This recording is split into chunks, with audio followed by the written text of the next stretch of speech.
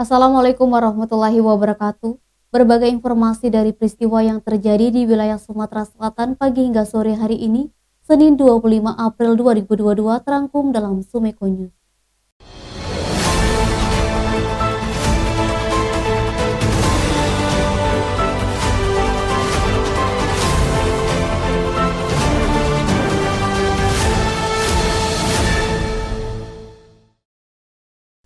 Bermotif dendam lama hingga nekat melakukan tindak pidana pembunuhan terhadap korban bernama Evan Ardiansah. Terdakwa Suhardi, warga Sematang Borang, hanya bisa pasrah diganjar Majelis Hakim PN Palembang, pidana selama 20 tahun penjara. Bermotif dendam lama hingga nekat melakukan tindak pidana pembunuhan terhadap korban bernama Evan Ardiansyah. Terdakwa Suhardi, warga Sematang Borang, hanya bisa pasrah diganjar Majelis Hakim PN Palembang, pidana selama 20 tahun penjara.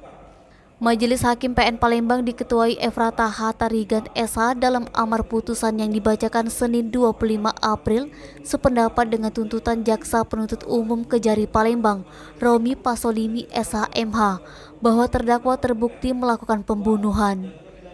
Sebagaimana diatur dan diancam dalam dakwaan primer JPU, melanggar pasal 340 KUHP tentang pembunuhan yang dilakukan secara berencana dengan barang bukti sebilah pisau panjang.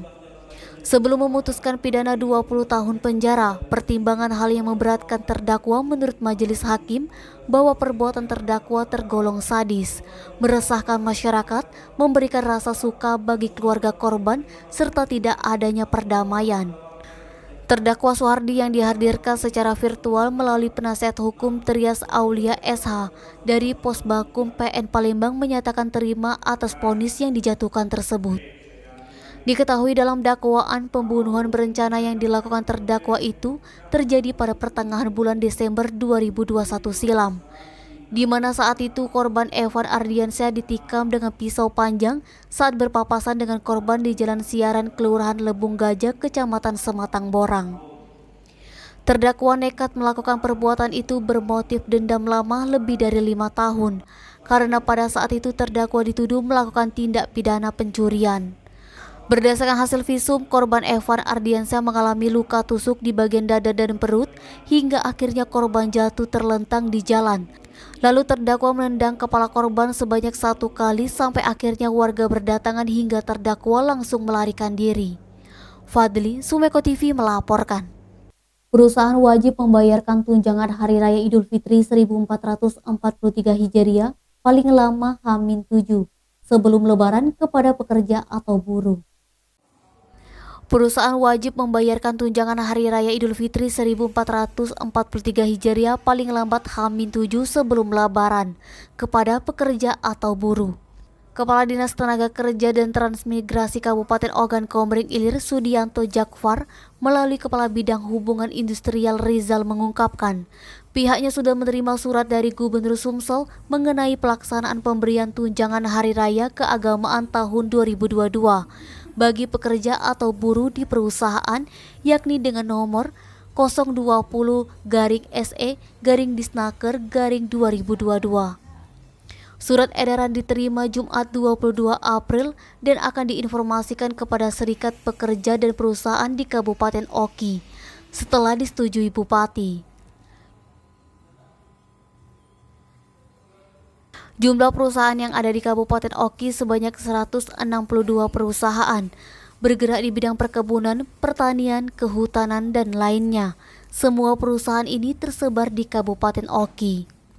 Rizal menegaskan perusahaan agar membayar THR sesuai dengan ketentuan peraturan perundang-undangan, yakni THR wajib dibayar penuh dan tepat waktu, sesuai dengan dasar hukum PP nomor 36 tahun 2021, Permenaker nomor 6 tahun 2016.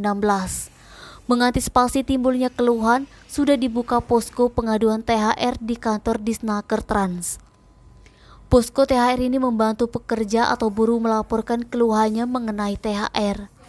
Petugas di posko berfungsi sebagai membimbing pekerja untuk melaporkan permasalahan THR ke pusat melalui web http://poskothr.kemenajer.go.id. Niskia, Sumeko TV melaporkan. Gubernur Sumsel Hajar Mandiru meminta agar tanah yang diwakafkan untuk yayasan, masjid, dan tempat lainnya cepat dibuatkan sertifikat ke Badan Wakaf Indonesia Provinsi Sumsel. Gubernur Sumsel Hajar Mandiru meminta agar tanah yang diwakafkan untuk yayasan, masjid, dan tempat lainnya cepat dibuatkan sertifikat ke Badan Wakaf Indonesia Provinsi Sumsel. Diru mengungkapkan saat ini dari 3.000 kuota tanah wakaf yang ada di Provinsi Sumsel, namun dari sekian ribu tersebut hanya ada 54 tanah yang baru mendapatkan sertifikat. Diru minta kepada Ketua BWI Provinsi Sumsel Denny Priyansa agar segera mungkin mendata tanah yang diwakafkan oleh masyarakat guna kepentingan umum agar tidak hanya mewakafkan secara lisan. Selama ini belum ada objek deklarasi yang tertulis secara resmi dari pemberi wakaf. Menurutnya hal inilah yang kemudian hari dapat menimbulkan permasalahan antara ahli waris. Edi Handoko, Sumeko TV melaporkan. Memasuki H-7 Hari Raya Idul Fitri 1443 Hijriah tahun 2022, jumlah penumpang melalui Bandara Sultan Mahmud Badarudin II Palembang meningkat 100% dari hari sebelumnya. Memasuki H-7 Hari Raya Idul Fitri 1443 Hijriah tahun 2022, jumlah penumpang melalui Bandara Sultan Mahmud Badarudin II Palembang meningkat 100% dari hari sebelumnya. Eksekutif Jenderal Manajer Bandara Sultan Mahmud Badarudin II Kratomi Aries Dianto mengatakan, diprediksi penumpang akan terus meningkat menjelang Hari Raya Idul Fitri. Melayani masyarakat selama arus mudik dan balik lebaran tahun ini, Bandara SMB 2 akan beroperasi lebih lama, yaitu dari tanggal 25 April hingga 10 Mei 2022, Bandara SMB 2 akan beroperasi dari pukul 5.00 waktu Indonesia Barat hingga 24.00 waktu Indonesia Barat. Biasanya dari pukul 5.00 waktu Indonesia Barat hingga pukul 20.00 waktu Indonesia Barat. Hal itu dilakukan untuk mendukung hari libur bersama pada perayaan Hari Raya. Selain itu, Airlines juga telah berkomitmen akan menambah frekuensi penerbangan. Beberapa maskapai telah mempertimbangkan akan mengganti pesawat dengan tipe yang lebih besar agar dapat menampung penumpang yang lebih banyak.